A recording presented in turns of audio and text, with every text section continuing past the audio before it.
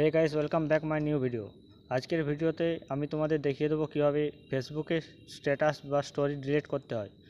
বা আগের যে আপনি যে স্টোরিগুলো দিয়েছিলেন ফেসবুকে আজ থেকে 1 থেকে 1.5 মাস আগে, সেই স্টোরিগুলো কীভাবে দেখতে হয় সেই বা ডিলিট করতে হয় সেটা আজকে আমি তোমাদেরকে দেখিয়ে দেবো। তার জন্য প্রথমে চলে যাবে ফেসবুকের মধ্যে। আচ্ছা, ফেসবুকের মধ্যে আসার পর এবার প্রোফাইলে ক্লিক করবে। প্রোফাইলে ক্লিক করার পরে দেখুন আমার স্টোরিটা দেখে নিচ্ছি ভিউ স্টোরি করে। দেখুন এই স্টোরিটা এখন আমি ডিলিট করে দেবো।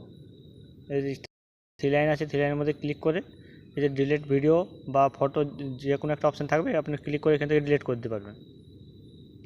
তখন এই স্টোরিটা ডিলিট হয়ে গেল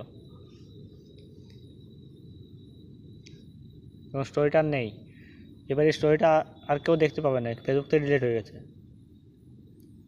একবার এখানে একবার স্পেস করে রাখবেন, প্রোফাইলের মধ্যে একবার স্পেস করে রাখবেন, তারপরে শো অ্যাক্টিভিটির উপরে একবার ক্লিক করবেন।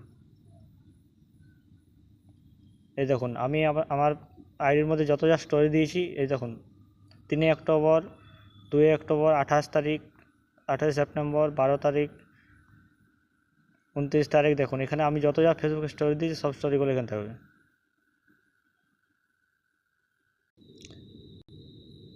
এই যে এখানে যেগুলো রয়েছে এগুলো হচ্ছে সব আমার পুরনো স্টোরি। দেখুন আপনাদেরকে একটা প্লে করে দেখিয়ে দিচ্ছি।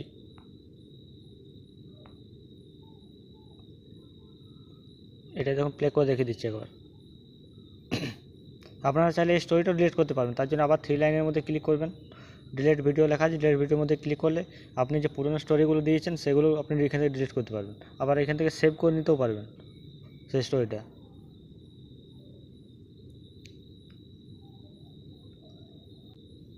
ভিডিওটা এই পর্যন্ত। ভিডিওটা কেমন হয়েছে অবশ্যই কমেন্টে জানাবে, আর ভিডিওটা ভালো লাগলে অবশ্যই একটা লাইক করে চ্যানেলটা সাবস্ক্রাইব করে রাখবে, আর ফেসবুক থেকে ভিডিওটা দেখলে অবশ্যই পেজটি ফলো করে রাখবে।